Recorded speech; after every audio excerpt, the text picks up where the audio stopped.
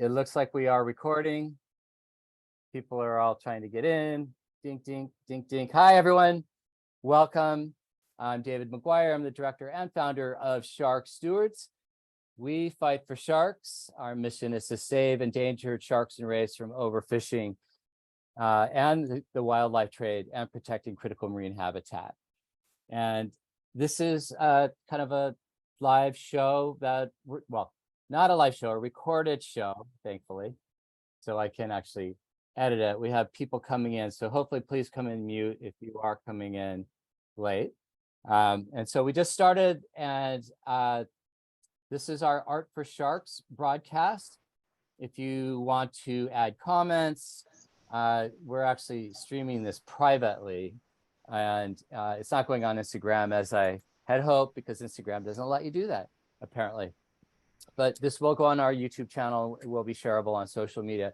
And the goal was we really wanted to share some of the passion and the beauty and the inspiration of our volunteers. We're largely a grassroots volunteer network, and we have hundreds of people across the globe who are passionate about shark conservation, who are active in marine protection, divers, surfers, swimmers, little kids in the Midwest who just love animals or sharks and draw pictures of them and send them to legislators or to us. And the idea is we really want to engage and inspire and use that passion from all walks, not only advocacy, but also art, education, people who just love the ocean, so that we can all work collectively to protect it and save sharks. So I wanted to start out with just a brief summary of what Shark Stewards does, who we are, a little bit of the history. It's just kind of a deck that we had that we share, and we can share with you if you like. And then what Art for Sharks is about, and then really have a conversation and show some of the amazing original works by our three artists here. So we have Sean Nelms from Sarcastic Shark, and we have Kevin Lamb, who is a retired professor and painter. And then we also have Kevin McHugh. If you go to music festivals like Coachella, you might have seen the giant disco shark. You might have danced under it. He had one at the scuba show in Long Beach, and that's where we met. And he was generous enough to donate a really cool sculpture for our Art for Sharks benefit event on board the vessel Empress on October 15th, going underneath the Goilden Gate.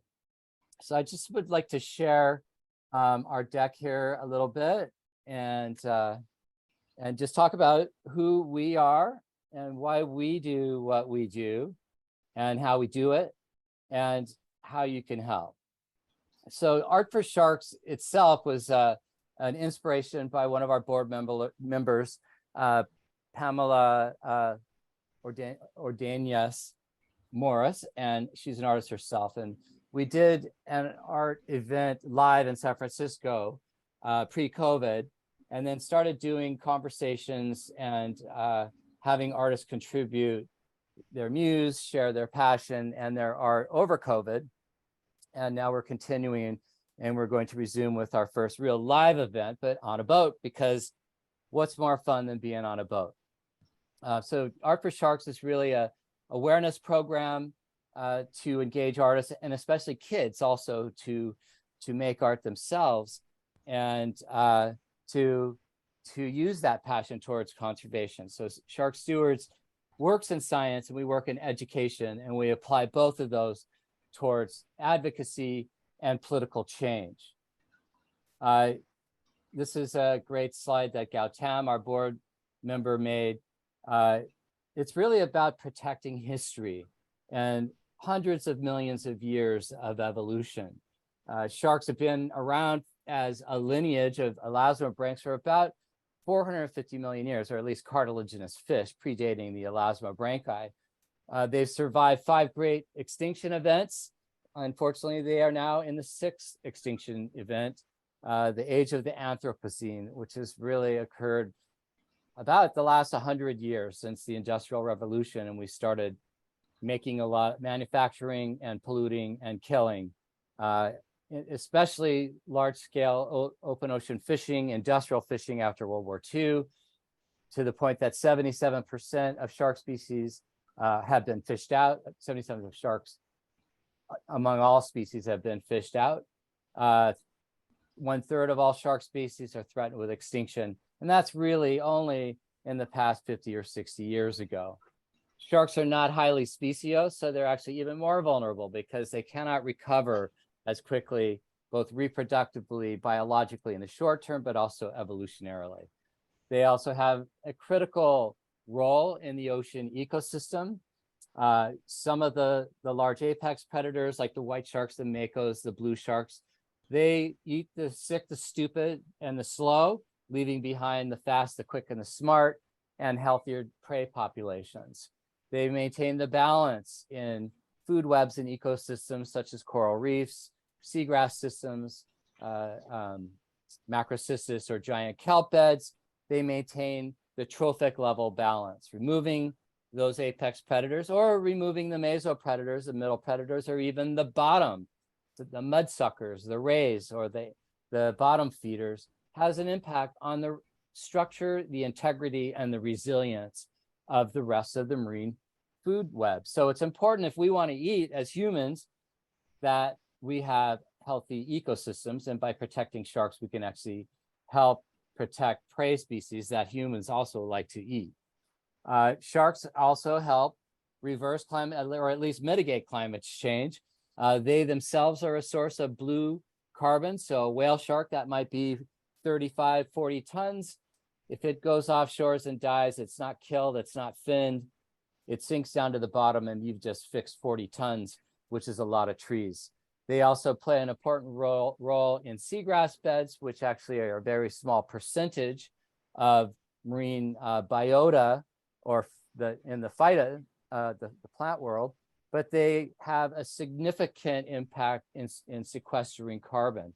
And there's been studies in the seagrass ecosystems that show that sharks like tiger sharks tend to distribute grazers who would otherwise clear cut some of these carbon sinks. Sharks also have a spiritual value as well. If you're a diver, if you are a photographer, if you just appreciate films like Blue Planet or Mission Blue, and you see the majesty of this animal that has adapted, evolved for hundreds of millions of years to be the perfect predator, to be a consummately integrated animal into the marine ecosystem, and just awed by how beautiful and powerful, and in some cases, how weird they can be. They also, of course, have an aesthetic value, inspiring artists, inspiring photographers or filmmakers like myself. And then sharks also have this important, of course, ecological, but also an economic value outside of just fishing them for short-term profit, for $100 for the fins. Many socioeconomic studies have shown that some sharks are worth tens to $20 to $30 million a year to local economies through dive tourism services. Yet we're fishing them and killing them and finning them far faster than we are working to protect them globally. And that's our job. Our mission is to save them from overfishing in the wildlife trade and to protect where they live. And our vision is to have a healthy ocean for sharks and all wildlife so that future generations can enjoy and even survive. Because without the oceans, we will not have a healthy human race, or even a human race at all. We work globally. We started in Hawaii and California on shark fin trade bans in 2006. Went on to work in other areas in Southeast Asia, in marine protected areas, in shark protection policy, trade flow. We worked in Central America. We worked in CITES and in Ecuador and Costa Rica on the swimway, supporting areas that are protecting sharks, but also protecting ecosystems. So if you are in those areas, we also have volunteers. The idea is our large term goals for our organization is to reduce the fin trade by 50% in the next couple of years. This was a 2020 goal. we are very close to that with the federal shark fin trade ban passed last year, with the UK shark fin trade ban that was just passed this month, sorry, the EU shark fin trade ban. Collectively, those three countries with Canada will reduce the global shark fin trade by at least 25 to 30%. The thing is, you have to cut the head off the hydra because the fins tend to flow elsewhere. So not only restricting trade, but restricting the practice, also restricting overfishing and unsustainable fishing.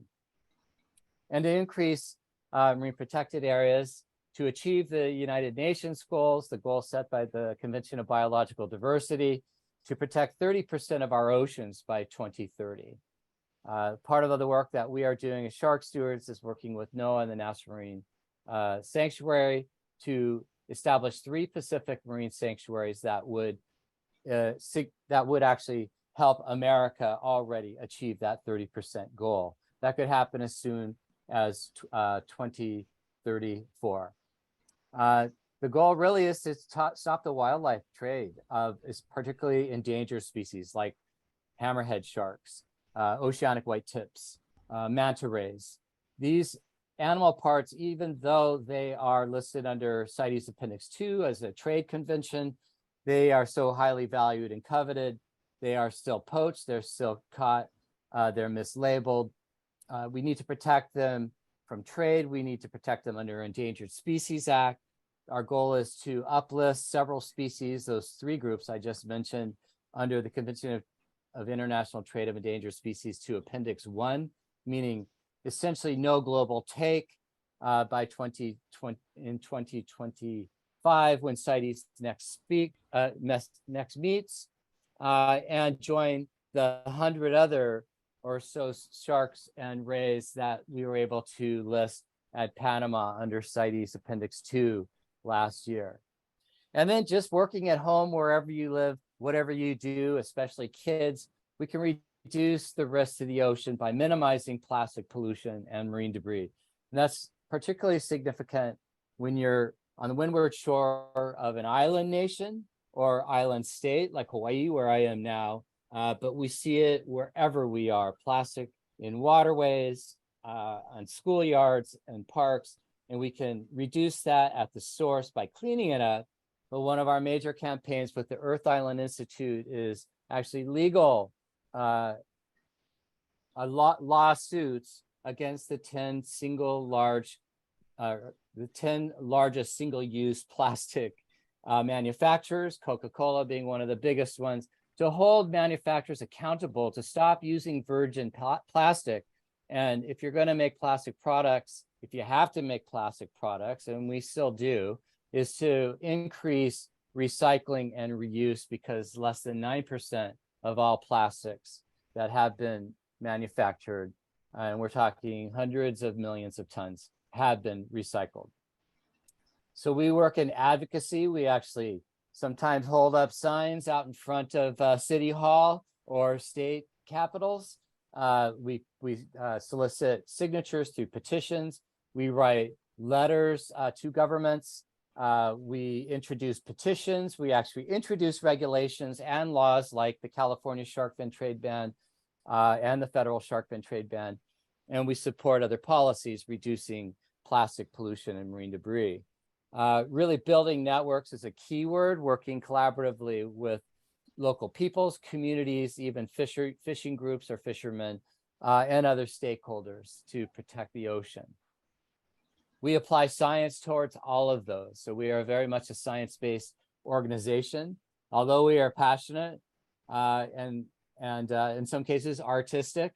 I love to make films and show photographs, but our regulations, our submissions, our petitions are all based on best available scientific data. And we have many scientific teams and scientists participating and advising us in our advocacy work. And then of course, like what we're doing now, awareness. We're reaching people directly back into post-COVID with our Sharktoberfest in the fall, with our National Marine Sanctuary, with schools, teaching directly, beach cleanups, reaching hundreds, if not thousands of people from Hawaii to California. but also dive-ins in La Jolla, engaging dive groups. The idea is to get people and build the shark love so that we can leverage that into ocean love.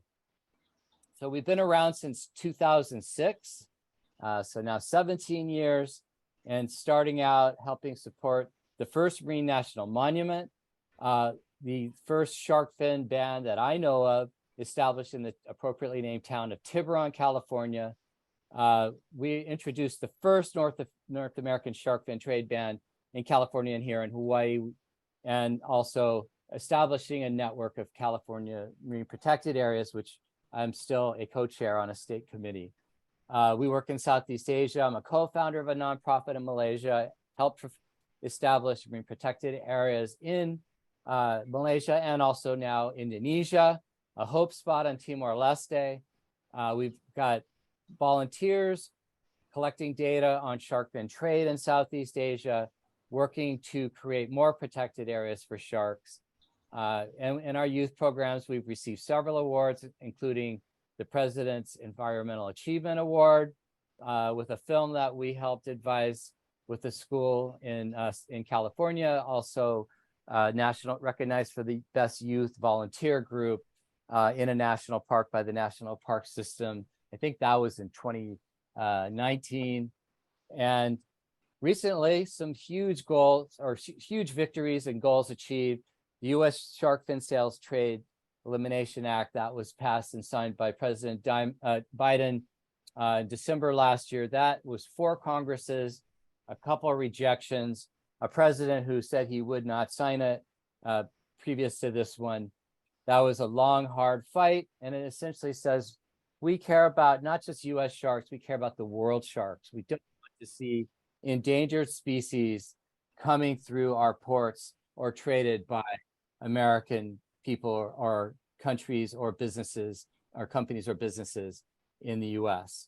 As I said, we're now supporting the EU shark fin trade ban, and I've actually been communicating with Melbourne in Australia, which is the next large country that is a large shark fin consumer with a significant Asian Australian population, but also a lot of flow through going into Hong Kong, into China, into Singapore, into Malaysia for consumption. We were instrumental in passing the California drift gillnet ban, which was responsible for killing over 50,000 blue sharks, a lot of marine mammals and seabirds. I'll be speaking to the Fisheries Advisory Board next week to try to phase out the last set net fishery that's in California, meaning it's like a gill net, but only it's not drifting, it's set to the bottom. Tons of bycatch set primarily for halibut and sea bass, but killing a lot of juvenile white sharks, a lot of migratory species, and basically an antiquated fishery, and it needs to be phased out. The fishermen will still be able to fish, but in a more sustainable manner. And the Pacific longline regulations, starting here in Hawaii, phasing out wire leaders, which were responsible for killing, we estimate, as many as 35,000 oceanic white tips sharks as bycatch in the Pacific. That actually traded over to the Western Central Pacific management. They phased out wire leaders and shark fishing lines.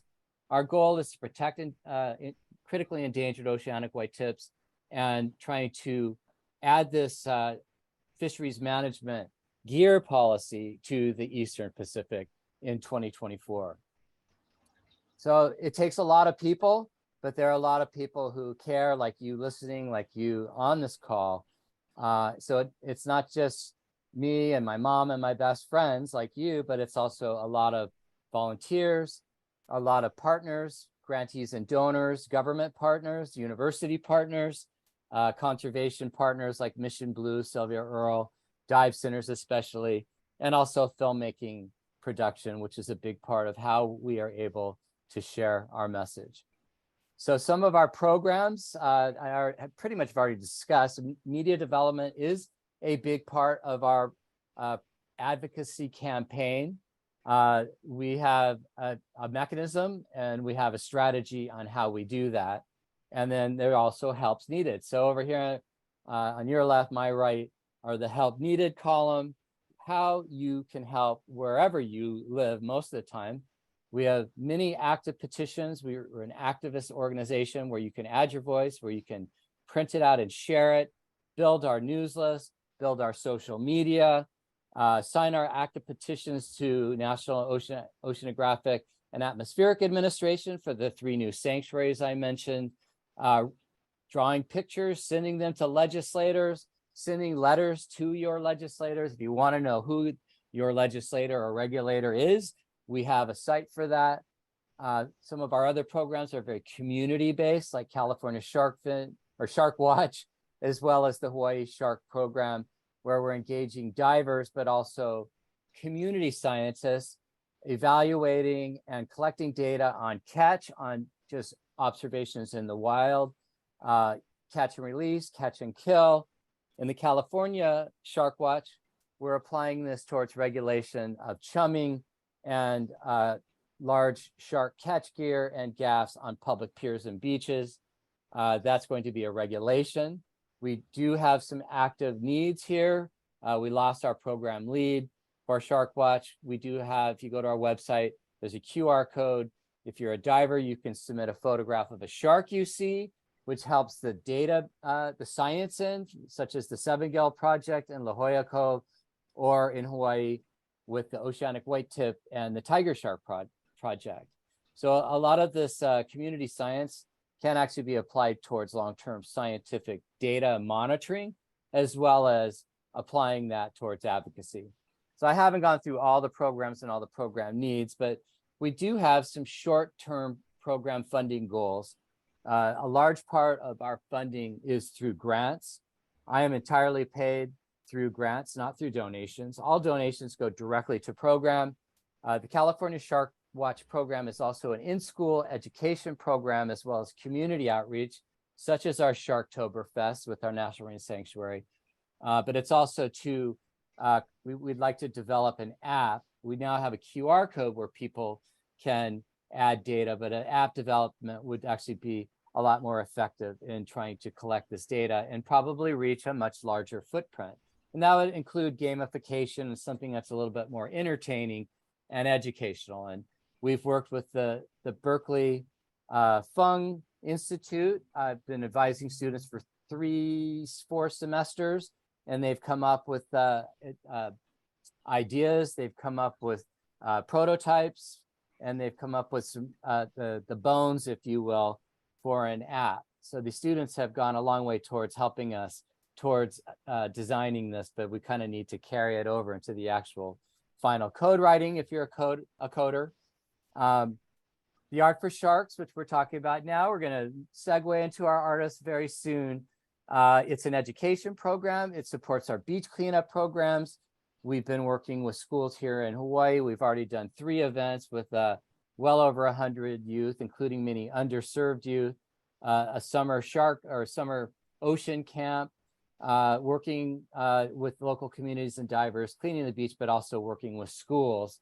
And that goal is really directed at this event on October 5th on board the Empress. So we have this incredible art that's been donated that we hope to auction off online and on board, but also to raise money through ticket sales on board, getting on board for this Goilden Gate cruise October 15th. So how do we get there? I kind of already said a lot of what we do is through grant driven. Both our state and federal and international work is largely through large foundations or groups like USAID. Smaller projects are really supported by small grants and donations. And then we also are supported somewhat by ecotourism by leading trips to the Farallon Islands in the fall for our Sharktober cruises. People can learn about sharks, sometimes see a white shark, definitely see a lot of whales, go diving down in La Jolla Cove to see 7-gale sharks, or at least try to, and collect data, to engage in diving now in Southeast Asia with Source, collecting data in the NPA, and hopefully soon in Baja with the new swimway in La Paz, which is a brand new project that's just in formation to create a protected area between La Paz and Loreto, and that's going to need some science to support it. So there's a lot of needs that we need for volunteers. If you have a talent, you see anything on the list here, of course, there are more needs. You can always go contact us at info@sharkstewards.org. Go to our website, there's a whole list of needs. And really the best way you can help us is join in on calls like this and share our messages and get kids involved and share their passion, educate them, gear them towards a healthier and more sustainable future. So that's it about Shark Stewards. Thank you for that. This is being recorded to YouTube, and I want to thank you all for listening to that. But the exciting part of the program is the Art for Sharks components. I'd like to segue now into talking to all of our three artists. I'll introduce them one by one, and it's very informal, but we will share their work on their Instagram page and show some of their work, and they can just talk about what inspires them and why are they with this group Shark Stewards anyway, and why have they donated their time, and also why sharks, because sharks are kind of arcane and interesting, and people can be scared of them or misunderstand sharks. And why do these artists want to put so much energy into investing in their own art? So first of all, I'm going to go to Sean Nelms first. And Sean, I'm calling up your webpage now. If you want to come in, introduce yourself, where you are, and how you doing today, and we'll go in like what inspired you, and why sharks? Hi, I'm based out of Gilbert, Arizona, like a suburb of Phoenix. And I heard you say earlier it was 85 or something like that. Yeah, it's a little hotter here today. I think we were 114. So I kind of wish I was where you are right now. But as far as why sharks, I just, ever since my dad, I think, I told you this story before. My dad took me to see Jaws in the theaters when I was 6 years old. And I was thrilled to see it. I saw that, and I just, ever since, 6 years old when I saw that, it's kind of been my obsession since. I have a background in art, went to ASU on an art scholarship. But I just, even though I changed, and it ultimately got my degree in industrial design, the sharks, they still interest me. I can't watch enough of them. I love diving with them. Some of the best times of my life have been in the water with the various sharks. Great. And why sarcastic shark? That's just, it's just kind of a family thing. I have a very tight-knit family, big family, and when we're all together, I'm the oldest of 5 children, and we got a lot of extended family and stuff like that. And just when we're together and laughing and everything, just sarcasm is it's front and center in our family. And so I just kind of wanted a name that kind of garnered some attention, was a little bit different, and then just ended up coming up with that, and it kind of stuck. Great. So we're looking at some of your work, sarcastic.shark.art on Instagram, and I saw this one on black paper. And so what is the medium here? Like, is this pencil that you primarily draw in?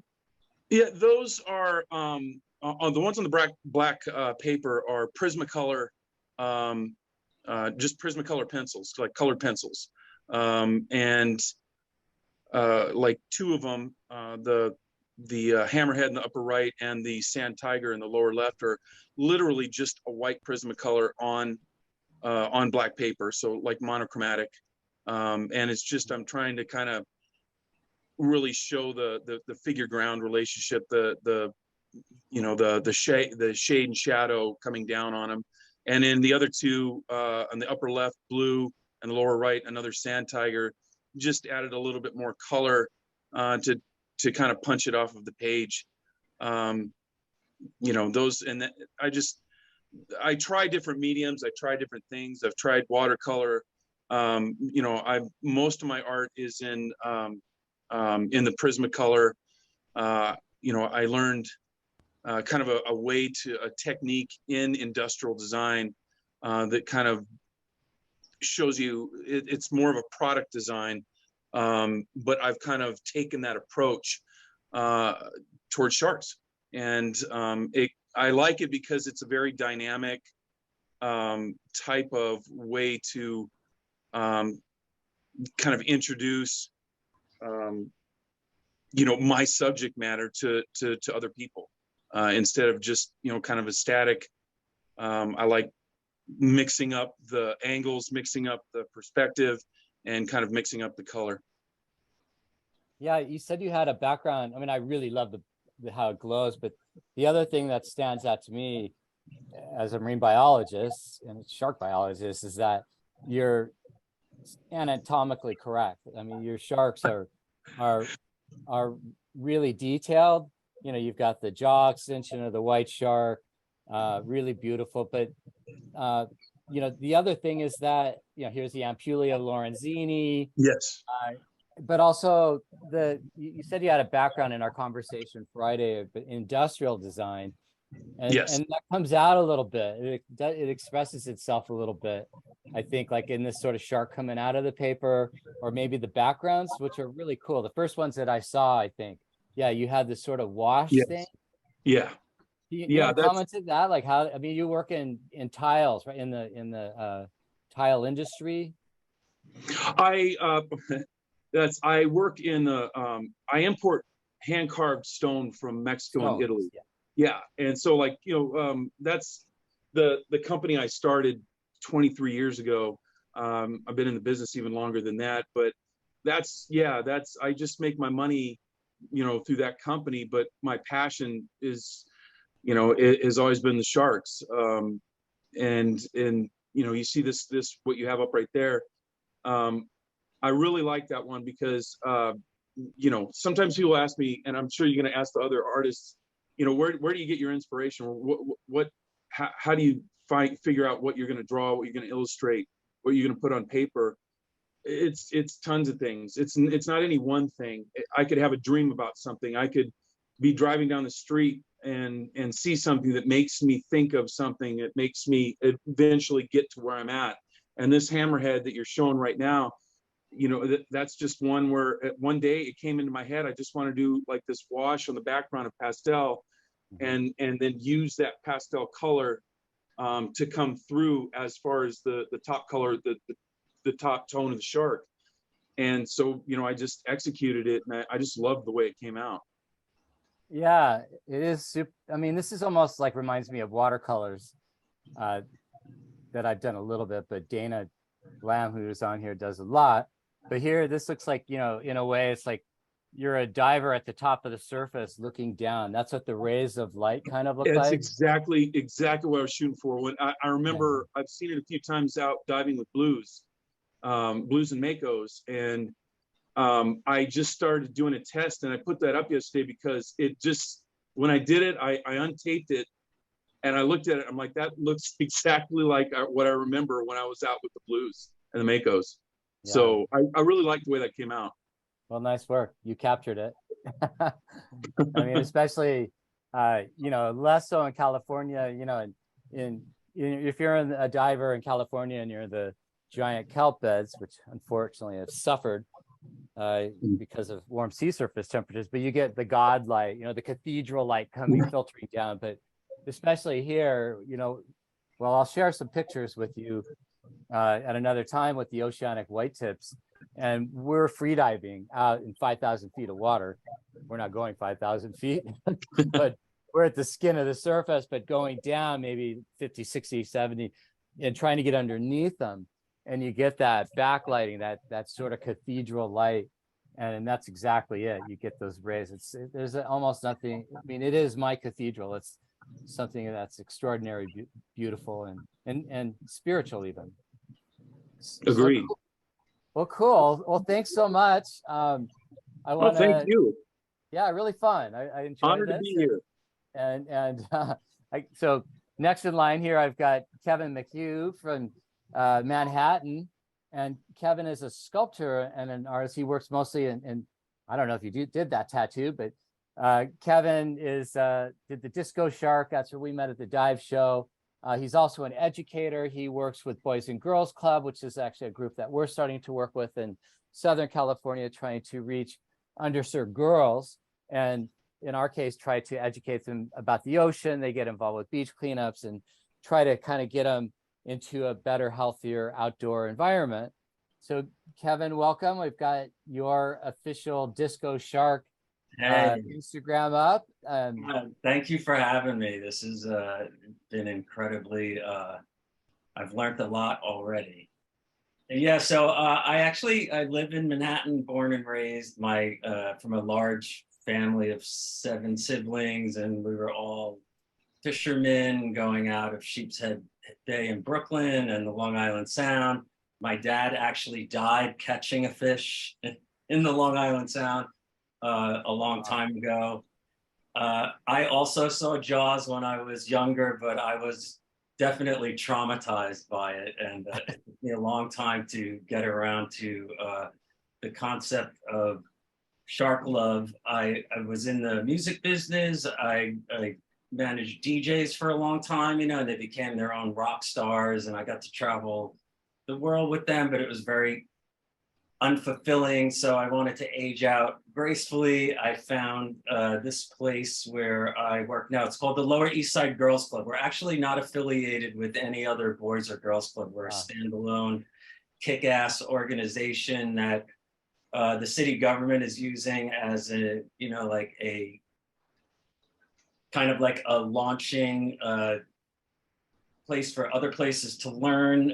We've been in programs for 25 years. Michelle Obama, Stacey Abrams, all these great people have been here. We help incubate a lot of places like BioBase, which is now up at Columbia University.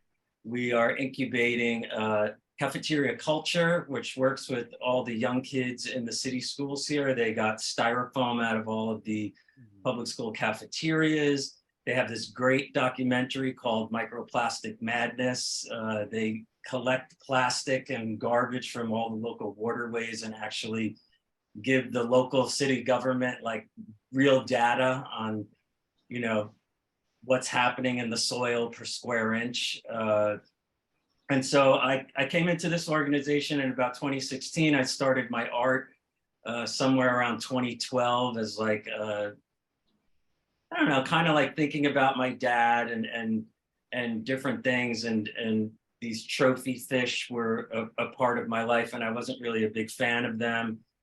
So I started messing around with this old piece that was at the time, the older ones were made of plaster, and, I kind of decorated it, and I knew that I could come up with a better piece of art. So I started to make my own molds out of fiberglass. I started off with very small ones made of resin in the beginning. Emilio Pucci, the Italian designer from the 60s and 70s, his patterns are a really big inspiration for me. And so I started to do really inspired by fashion kind of pieces. And I got picked up by a gallery, and I realized right away that I wanted to have conservation be part of what I was doing. So I got involved with organizations like Oceana, Wild Aid, Shark Savers. I realized that I could make a piece and, rich people would buy it for a lot of money, and that would give the organization, money to do their programs. And that's really what inspires me to continue to do the art, is that I get to do more and more conservation. I had a gallery show in Dubai, and I got to meet the Emirates Wildlife Society over there. And I'm going to do a turtle something with them as well too in the future. I got invited out to the scuba show because of, oh yes, I should say Disco Shark it was the 10th year that Disco Shark went back in the Yuma tent this year. It lives out in a nightclub in California. It was just done as like a fun idea. They wanted me to do a piece, and I knew Swarovski crystals weren't like the right thing. So I did mirror tile, and it's like an 8-foot piece. And it really developed a life of its own. These kids started its own Facebook page. So the following year, I decided to start with a $20,000 fundraiser for Oceana. I made some pieces and key rings to give away, and we far exceeded the amount. And so different people started asking for disco sharks in different countries, and it's really become a really cool way to educate people, and really exposed me to a lot of the younger crowd that really is into shark conservation, because it wasn't something that came naturally to me. My first love was like the sailfish and the swordfish and turtles, and it was slowly like the shark thing was really being mentioned more and more and more. And I had to get over my whole Jaws thing and realize, if you kill the top predator, you're affecting everything. So if you want to eat shrimp, you gotta like sharks as well. And I really, really got into it because I really feed off of the passion and the feedback that I get from not only like the young Coachella crowd, but the girls here at the girls club. Like, we have like sharks coming closer in the New York Harbor. We're part of the Billion Oyster Project in New York Harbor and the East River. We had 2 shark bites off of Fire Island last week, which I look at as a really promising sign that the waters are getting healthier as well too.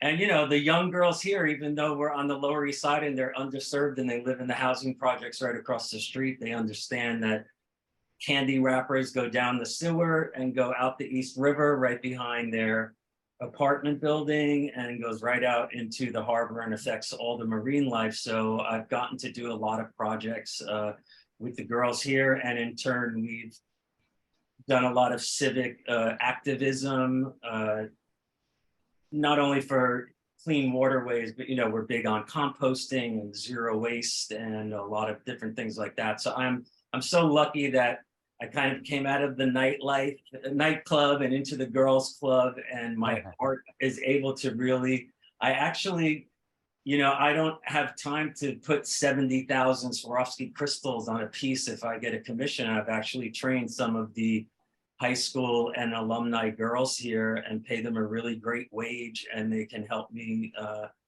fulfill like my 2 pieces that sold in a gallery in Dubai were both done with young women here at the girls club, and to open that world to them too, and for them to, see that they could be an artist or a marine biologist, and that this all started in my little apartment right around the corner, and how, through conservation, I've been able to reach all around the world with it. And so I get to inspire them. So I'm in a really good space in my life right now where everything is really gelling well together. So I'm happy, and I'm happy I met you at the scuba show, and happy to get a piece going for you guys and spread the word.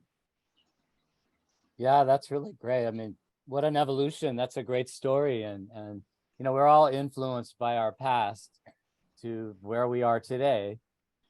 What your arc is fascinating, but I love how that you're actually hiring the girls and you're getting the commission. You're like a Leonardo, only they're not slaves. They're Yeah, you're actually paying them.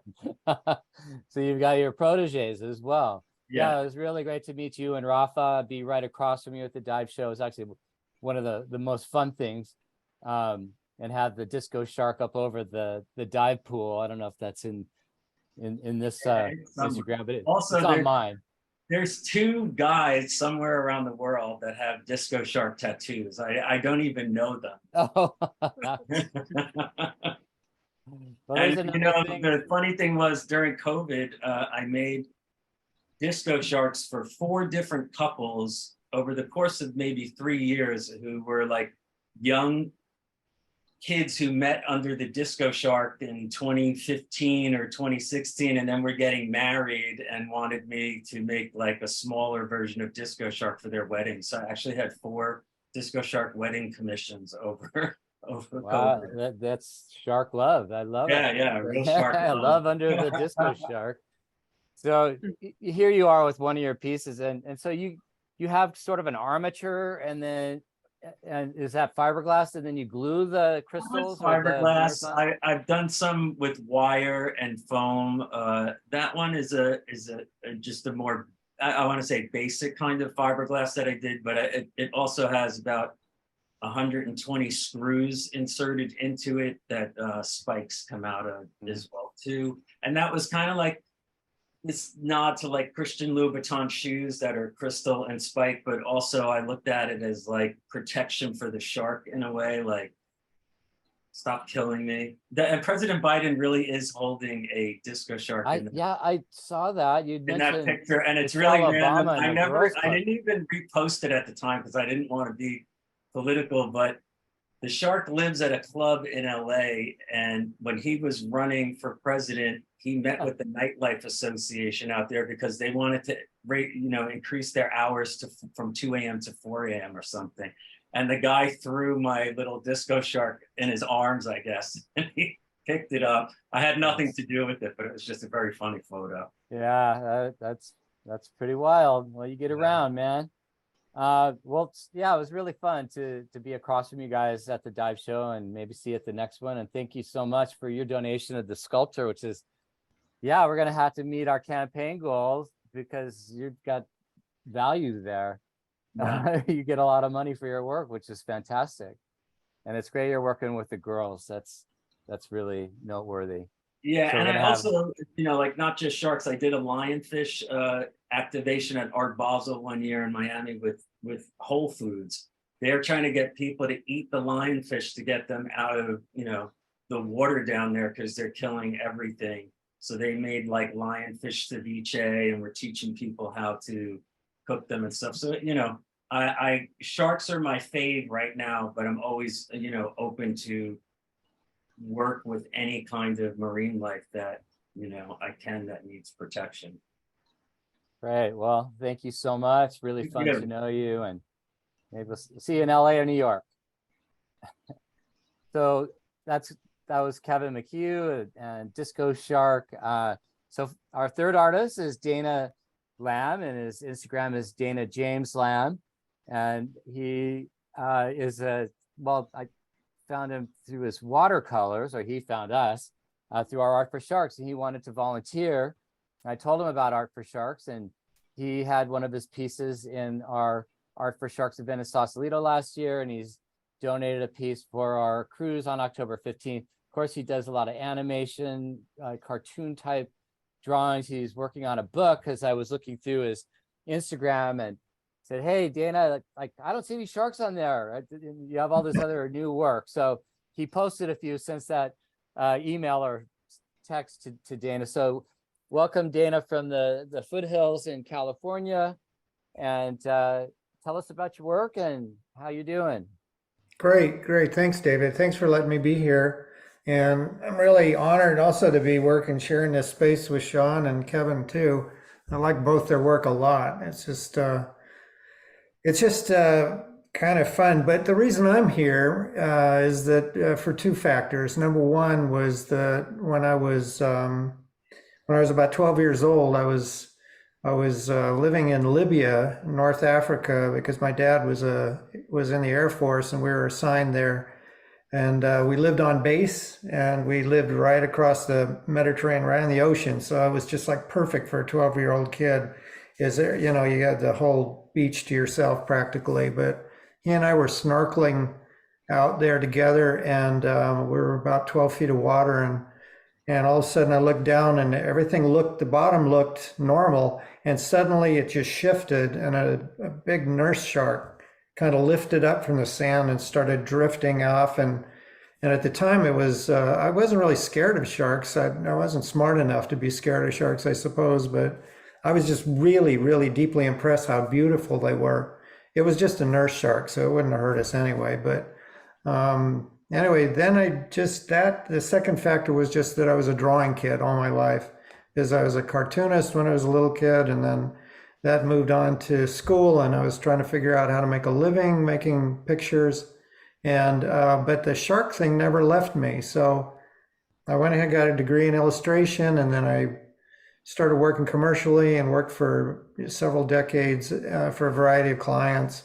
And but the shark thing was always my personal work. I would be working commercially for clients, painting and drawing whatever they needed, or doing cartooning for them. And then, but I was always painting on the side or drawing sharks and sketching them, because I just think they are actually one of the most beautifully aerodynamic creatures on the planet. To watch a shark move through the water is just such an experience. And to see just how well they're designed. And you think of everything that human beings have designed as a result of sharks, our cars, our, airplanes, everything's, kind of goes back to this kind of inspiration that I think it just keeps drawing me back to that. And also sharks in their own way are kind of humbling. I mean, it's just like growing up around, my dad was from a farming community and hunters and all that sort of thing. And I always saw guys with rifles, killing deer from like a half a mile away, thinking, well, that's not cool. So, but sharks, if not, sharks, you're in their world. And so it keeps human beings a little bit humble, I think, when they get a little frightened, like, Sean and Kevin were talking about seeing Jaws and going, whoa, okay. So anyway, basically I've experimented with a variety of mediums: watercolor, opaque paints, pen and ink. I worked a little bit like I think Sean did with colored pencil, Prismacolor pencil on dark backgrounds. But it's always been kind of like producing work that just celebrates the beauty of these creatures in a way, that tries to be a little bit different. I try to be realistic, but at the same time, like the piece you're showing right now, it's just like, it's kind of graphic interpretations. And a lot of times I use things like tribal imagery and patterns and so forth to kind of come in with this idea of how water moves over a body of a shark, and how it's such a incredible kind of like dynamic as those creatures move through the water. So I've just been a huge admirer of them and then luckily after my dad settled down in Southern California, so when I turned 14, I started becoming a California kid and got out to the ocean a lot, surfed a lot, still do, and I love the ocean. So this is just an extension of that primarily. So that's kind of my story. The work is, I'm always looking for new ideas and ways to kind of present sharks. But I think this pattern you're seeing right now is kind of like my go-to kind of interpretation visually of positive and negative shape, the use of colors that are kind of more muted, and the idea of kind of showing the circulation of water around a creature like that. But yeah, that's pretty much it. And a whole bunch of cartooning in there too, because I love the cartoon still. Well, I love the bonnet head that you did for us. Oh, thank you. Here it is, actually. And it was actually on top of getting back from Panama last year and working to protect the entire family of the Sphaeridae, which include the smooth hammerhead, the scallop, the great, and the bonnet head is the smallest in that family, and largely in getting entrained in the shark fin trade, but also lost a habitat and becoming endangered. And they're a beautiful little shark you see in Florida, sometimes in the Caribbean, but they're really losing a lot of their habitat, but they are getting killed. And they're really just harmless little hammerhead, and they're gorgeous. And I think it's really interesting. Yeah, that sort of pastel, almost that, you had that sort of that 70s paisley kind of thing that was really popular in the 70s, that hippie kind of color. Right. Maybe I'm just making that up. But no, it is. It is. But it ties back into, like, I study like the islands. The graphics of the islands have been always influential to me because they're just beautiful the way that, because they're related to the ocean so directly, and the culture is related to the, in Hawaii is so related to the ocean, and you see all those things like in Moana, the animated film, all the tattoos on the central character and stuff. It's those patterns are just, to me, incredible, but they're all related to the movement of the ocean and that kind of thing. But yeah, the bonnet heads, I fell in love with bonnet heads. Oddly enough, I went down to the Moat Shark Research Center in Florida, and they let me come on in, and I met with them, and they brought out, I'd never seen a bonnet head before. I'd always seen traditional hammerheads. And they had a couple in the freezer, actually, that I don't know why they died, but they brought them out and I photographed them and went home. And they just, the shape of the heads and everything else are just so beautiful, because they just, again, it's that kind of almost like a airplane wing on the front end of this creature that kind of guides it. And they just really, really are pretty sharks. Yeah, well, we have a YouTube during COVID, Shark Stewards, instead of teaching in person, we were forced to teach online. And so I completed the course I was actually teaching, and we call it the Shark Academy. But I did a whole thing on a conversation actually with a photographer and surgeon, Gary Rose in Florida. We talked about some of the science of the cephalofoil, which is that head that allows hammerheads with that sinuous swimming to see behind them almost 360 degrees, right? But also to give this sort of planar lift and declination. And it's such an unusual, remarkable shark, of course, that people, oh, that's a hammerhead, right? I mean, there's 550 species of sharks, right? But everybody knows what a hammerhead and a great white shark are. So, absolutely. And they are remarkable. Yeah, they're really, really, they actually bonnetheads live on both seaboards of the southern US as well as down into Central America, and which is interesting, that they're the same species, so they're a relatively recently evolved species, but they make it sometimes as far as Southern California, and I've actually met old divers, but recently there was one seen because of, again, increase in sea surface temperature is shifting ranges of species, which may have conservation applications. We might be able to protect these sharks a lot better in California than we can in Mexico, where there's still small gill nets set, but also loss of habitat, which will impact the decline in species. So that's just my conservation biology spiel to your, incredible art, and thank you. And can you just talk about your book? You were saying you've been working on a book. I'm like, hey, I see all these illustrations. Where's the sharks? Yeah, that's looking over your shoulder.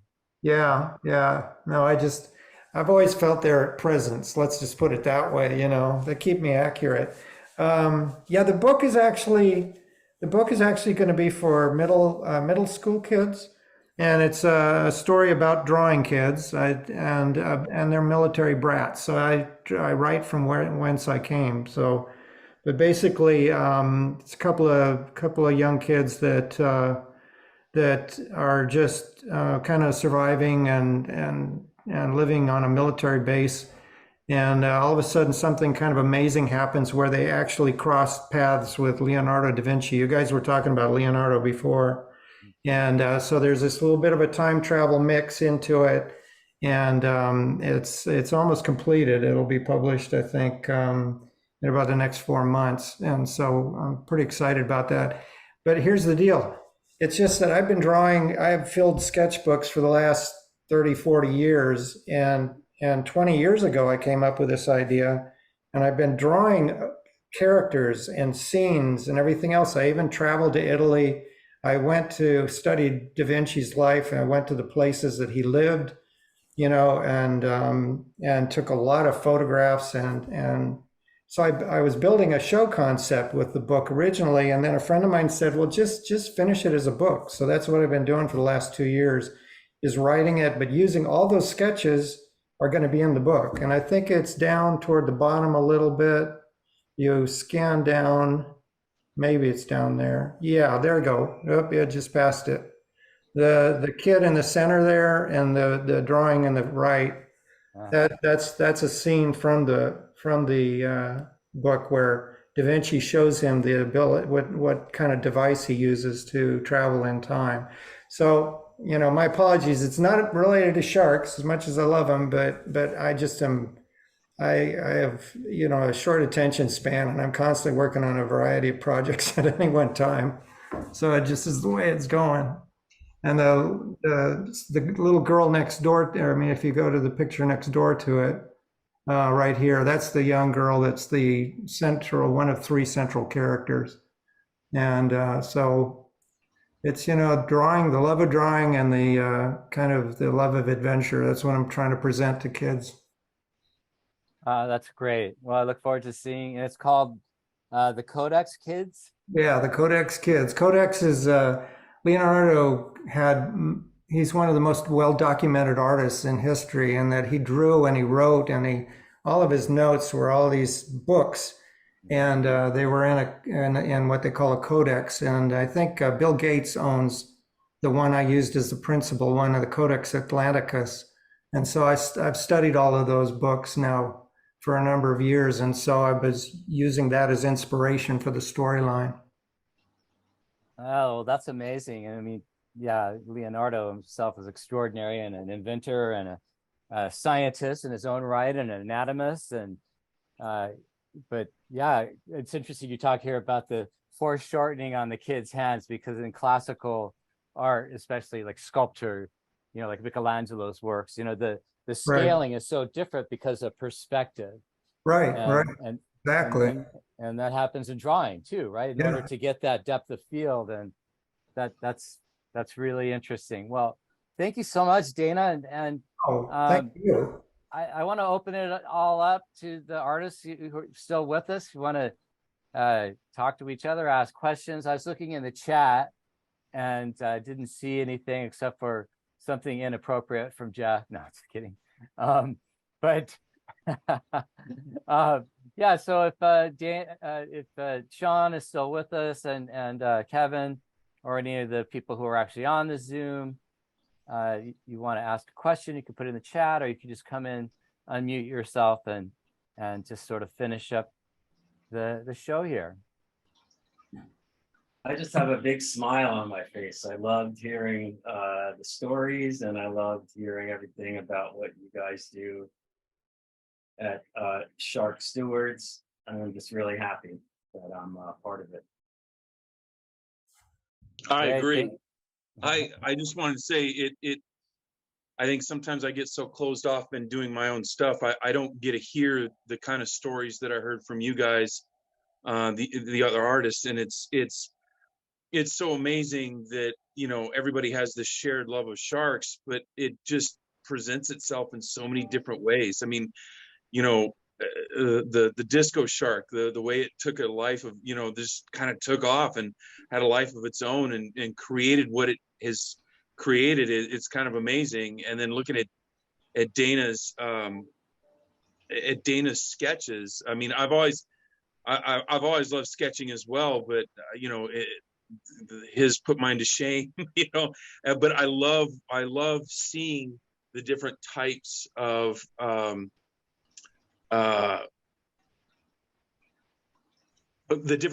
art that kind of evolve in completely different ways, but are still extremely successful, and that they bring awareness, which is what we all want to do. Yeah, I have to agree. It's just kind of it's the thing is that I think the thing we share between Sean and Kevin and myself and most artists is the fact that we start this work usually for ourselves and trying to express something that we're excited about, or that we feel passionate about. But the thing is that the other day I had a meeting with three other artists who are all, I'm getting up there in age, and I met with three other very successful artists. We had lunch together, and the common question was, what am I going to do with all this shit? I mean, honest to God, we spend our lives and we keep producing work, but it's just like there's only so many galleries, so much space. And for me, this effort to take my shark work and give it out there, put it out in the world, and it could actually raise money to help change things ecologically for these creatures that I love so much. It's just such a great experience, and I'm so appreciative of David letting me kind of be a part of this because it just is. It finally makes that work even more worthwhile, other than just personal growth. It has to do with it. My work is actually, kind of like, Sean's work and Kevin's work. It's just like it has its own impact. But if it has a life that it can help change things in such a positive way, I can't think of anything much better than that. And so thank you, David, for letting us be part of this. Well, thank you. If I could draw or paint or sculpt like you guys, I would probably be doing it, but I can't. I'm lame. I just painted a bathroom. I'm very passionate though. And I do, I guess my muse is I love to write as well. I did a kid's book during COVID, kids more science on sharks, but I'm writing several other books, as well as making a film. And I did want to share something because my partner Julie is actually an artist herself. She's very understated, but being in Polynesia, and I actually have a traditional tattoo that I received in the 80s when I sailed to the Marquesas and through French Polynesia. And this is before GPS or even sat nav. And I learned traditional navigation and kind of reviving that, there's a renaissance in Hawaii through Hokulea and the Polynesian Voyaging Society. But the tattoo and the Polynesian art and those tribal shapes that Dana referred to, like here's a drinking water glass that's transparent, so it's really hard to see, but there's a hammerhead with like a tattooed light. But we're working on a film called Kahumano, which is basically shark carer or shark steward in Hawaiian, and it's about guardians of sharks essentially, and that sort of motif. And these are our hoodies that we just got to get out of the sun while we're in production. And so it has that sort of, in many cases, universal tribal, the tooth shape or mountain shape, but the wave lines and our logo, of course. And then using, again, that sort of Polynesian, I'm too close, all right, motif with the waves and the mountains, which you'll see throughout Polynesia, in particular, the shark teeth and the wave lines are, and she just sort of pulled it out of whatever her artistic capability, like her idea. And we just said, we want something that sort of represents the ocean and sharks. And so there is this kind of universality in some cases, I think, that we draw from nature, or in this case, animals, and the power and the beauty. So it's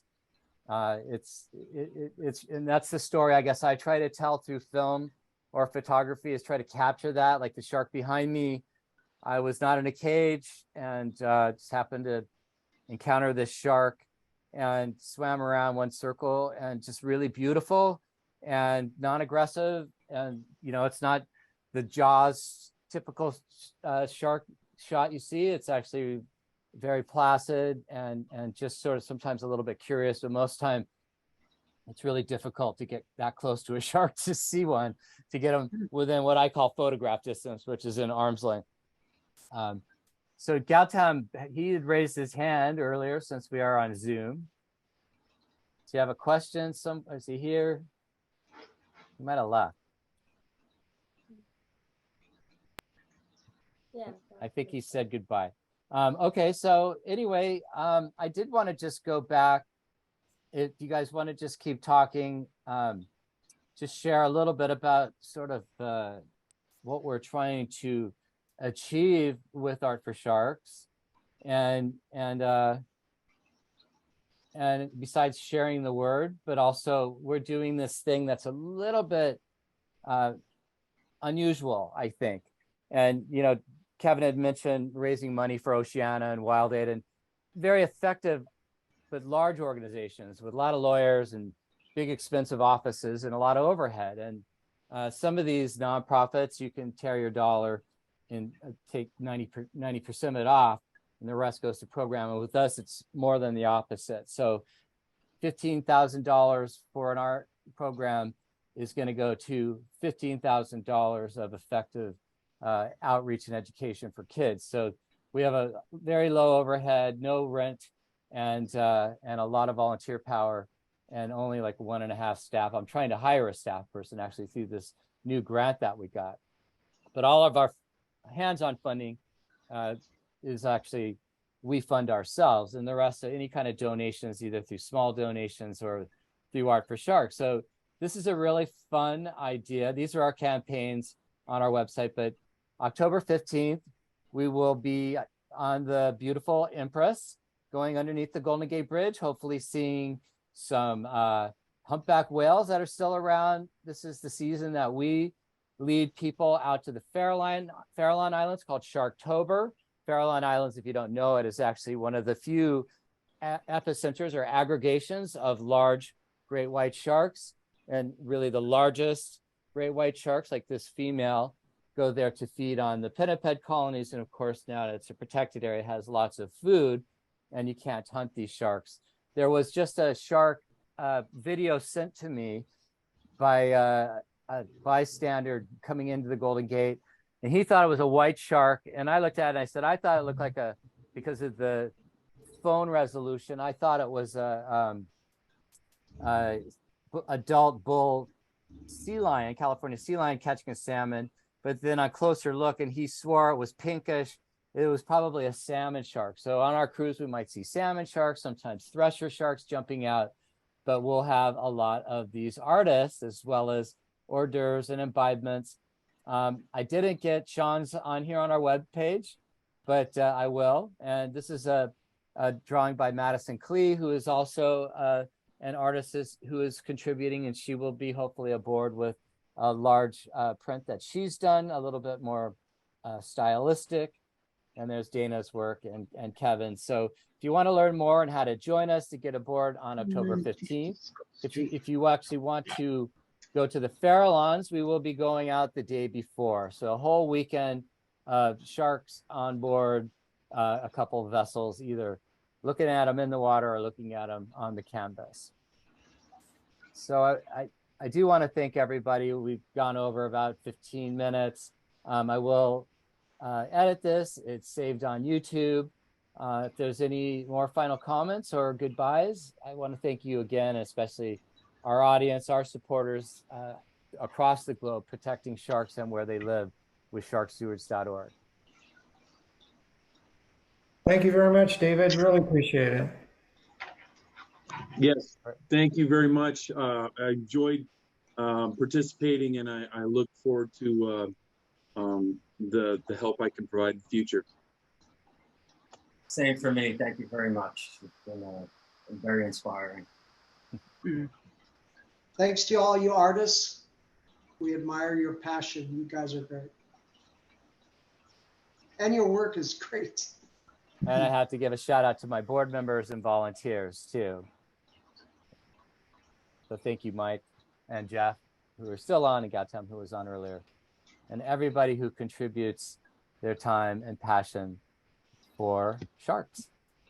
So we'll see you on YouTube, see you on Instagram. Hopefully we'll see you on board the Empress October 15th.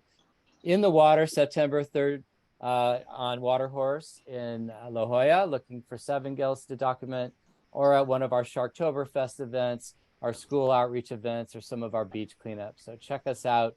And if you don't live where we live, you can create your own event, activity, and share the shark love.